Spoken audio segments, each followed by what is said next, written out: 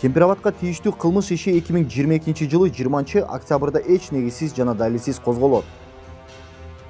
23-октябрь таңкы саат 8:30 20 адамдын үйүнө соттун чечими жок, тинтүү жүрүп, массалык камоо операциясы жүрөт. Ички иштер министрликтин башкы тергөө башкармалыгы тарабынан 37 тергөөчүдөн турган тергөө тобу түзүлөт.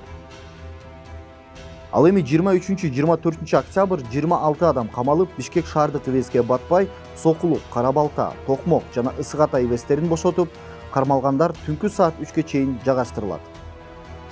25 октябрь кечки саат 21:00дөн таңкы саат 5-ке чейин Кыргызстандын тарыхында биринчи жолу Бишкек шаардык 1-май райондук сотуна баш каргоо чарабыз каралып, 2 айга СИЗО 1-ге камоо чечими чыгат. 25 октябрынан 9 декабрга чейин 2 айлык мөөнөттө тергөө эмес, айыпталуучулардын өздүк маалыматтарды такталган эмес. Протоколдордо 26 адамды соттолгон, никелүүлөрдү никесиз жана башка деп көрсөтүшкөн. Ноябрдын 2 жарымында камактагыларга жаңы сурак протоколдор берилет.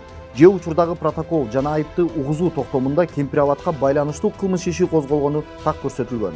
Ал эми жаңы протоколдон Кемпирабад деген сөздөр толук алынып салынган.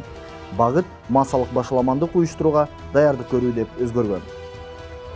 29 декабрь камактагылар комплекстүү лингвистикалык жана политологиялык экспертиза дайындоо жөнүндө токтом менен 2 ай өткөн соң тааныштырылат.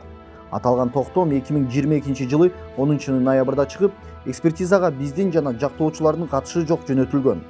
Бул одоно мыйзам бузуу. Экспертизага Facebooktагы посттор, видео интервьюлар кеткен экен. Азыркы убакытка чейин кайсы материалдар бекитилгени белгисиз.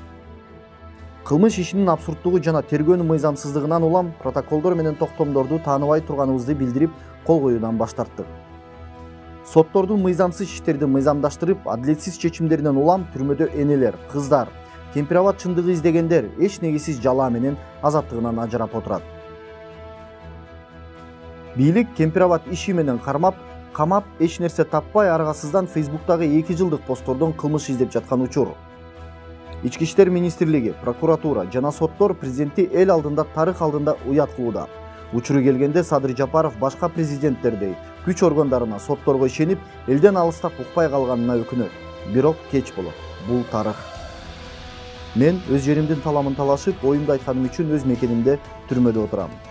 Саясий туткун Жеңиш Молдохматов, СИЗО 1, 16 январь 2023 жыл.